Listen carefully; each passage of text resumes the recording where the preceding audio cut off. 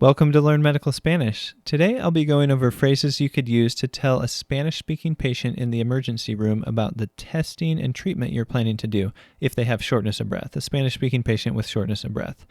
So these are phrases you would do to tell them, hey, I'm going to do these tests and we have these treatment options, things like that.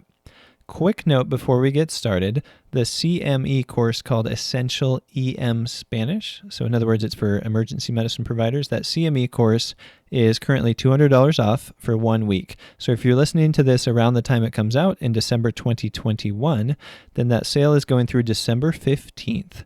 So I'll put a link in the show notes or the episode description so you can easily find that course, and you'd use the code HOLIDAY200 to get $200 off. All right, now let's get into the topic. So shortness of breath, testing, and treatment. So as usual, I'll say the phrases in English first, and then I'll give you a minute to think about the translation, and then I'll say it in Spanish. I'll pause so you can repeat it, and then I'll say it again in Spanish and pause again so you can repeat it. Here's the first phrase. We will do. Think about how to say that in Spanish. Vamos a hacer. Vamos a hacer. So as you can probably tell, that's introducing a list. So there are several things coming after that which would be introduced by that phrase. We will do X, Y, Z, etc. So we will do blood tests. Think about how to say blood tests.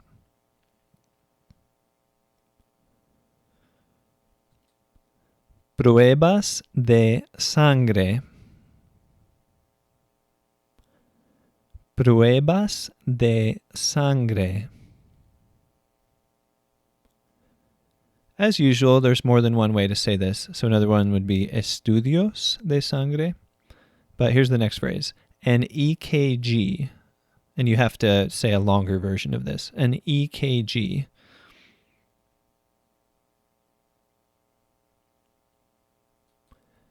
Un electrocardiograma.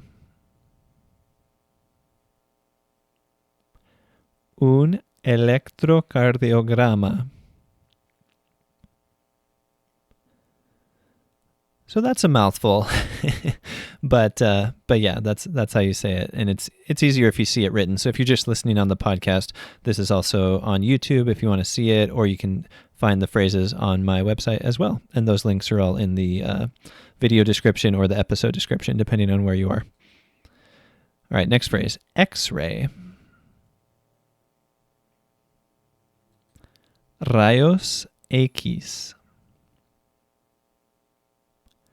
Rayos X. Or you could say imaging, just in general, imaging. Radiografía. Radiografía. Ultrasound. Ultrasonido. Ultrasonido.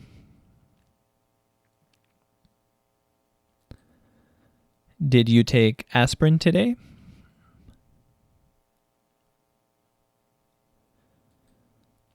¿Tomó aspirina hoy? ¿Tomó aspirina hoy? How much? ¿Cuánto? ¿Cuánto? If you wanted to say how many milligrams, you could say ¿cuántos miligramos? ¿Cuántos miligramos? We will give you. So we're switching to treatment now. We will give you.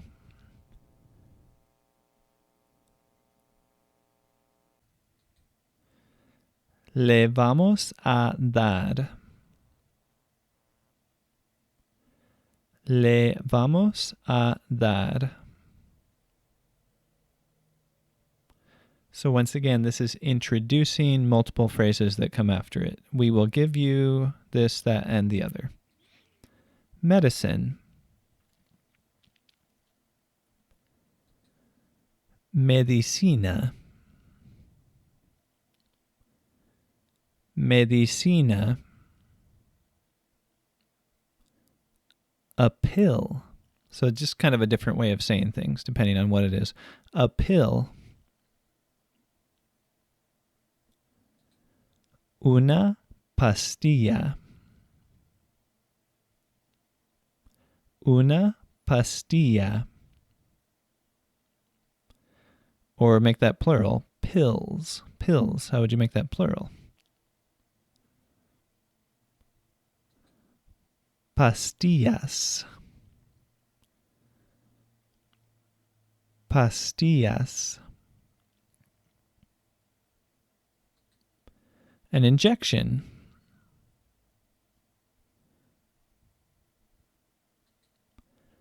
Una inyección. Una inyección. Injections. So again, we're making it plural. Injections.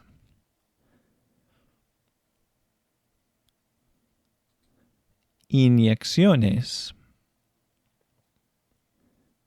Inyecciones.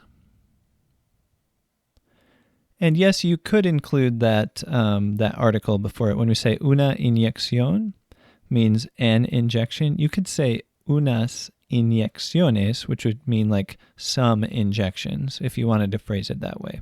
So either way would be okay. We will give you injections, or we'll give you a few injections. IV fluids or intravenous fluids.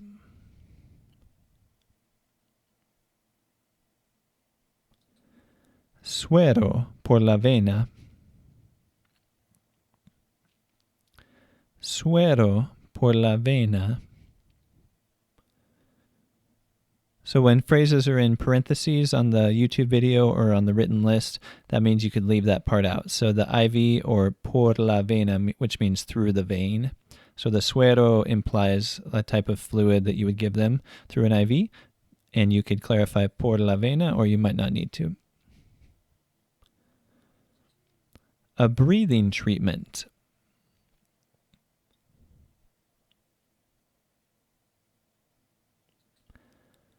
Un tratamiento respiratorio.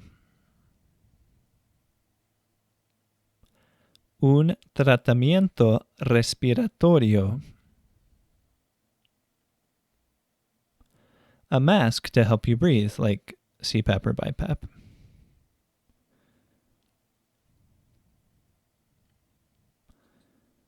Una máscara para ayudarle a respirar. Una máscara para ayudarle a respirar. And that word máscara would also be useful, for example, right now with COVID-19, people are wearing masks, and sometimes you need to tell them to take their mask off or pull it down or something.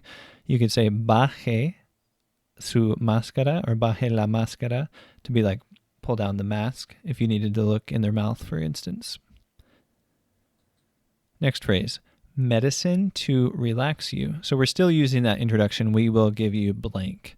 We will give you medicine to relax you.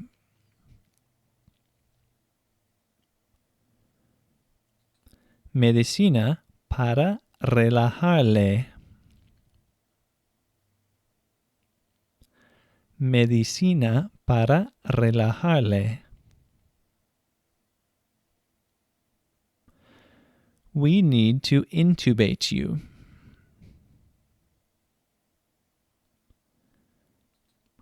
Le necesitamos intubar. Le necesitamos intubar. First, we will sedate you. For the intubation, in other words, first we will sedate you.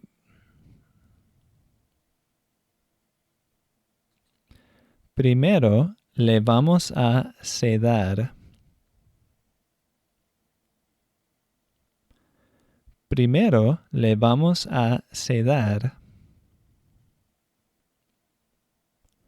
Is that okay? ¿Está bien? ¿Está bien? Wait here, please.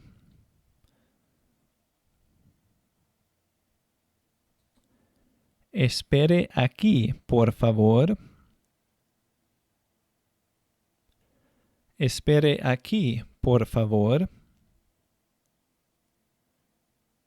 The nurse will come.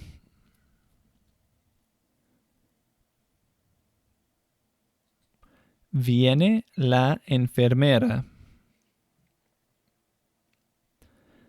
Viene la enfermera. You may have noticed technically that's present tense, even though I said the nurse will come, which is future tense, but they would understand it either way. If you want to be technical, you could say vendrá la enfermera, which means the nurse will come. But a lot of times you can use present tense to mean something that will happen in the future in Spanish. So viene la enfermera suggests the nurse is going to come. I will come back later to tell you the test results.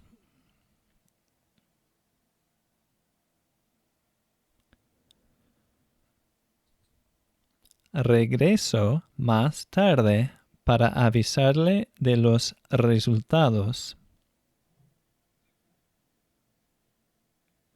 Regreso más tarde para avisarle de los resultados.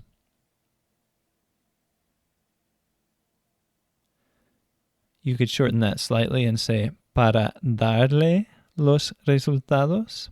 Regreso más tarde para darle los resultados. So that's a slightly shorter way that I could have used there. This is another example of using the present tense to mean something that will happen in the future, and that is common in Spanish. So regreso más tarde, I come back later, meaning I will come back later. Now we're re-evaluating the patient. So the next phrase is, do you feel better?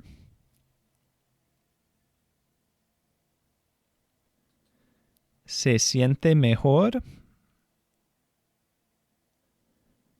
¿Se siente mejor? The same?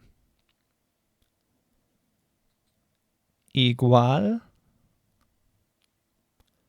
Igual? Or you could say lo mismo, also means the same, basically.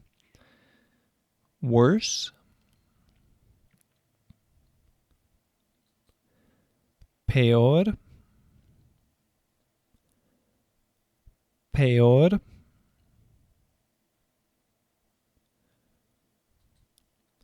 Do you still feel short of breath?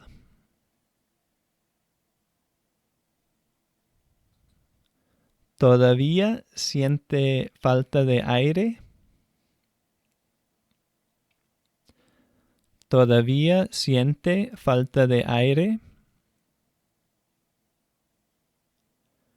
It looks like you have.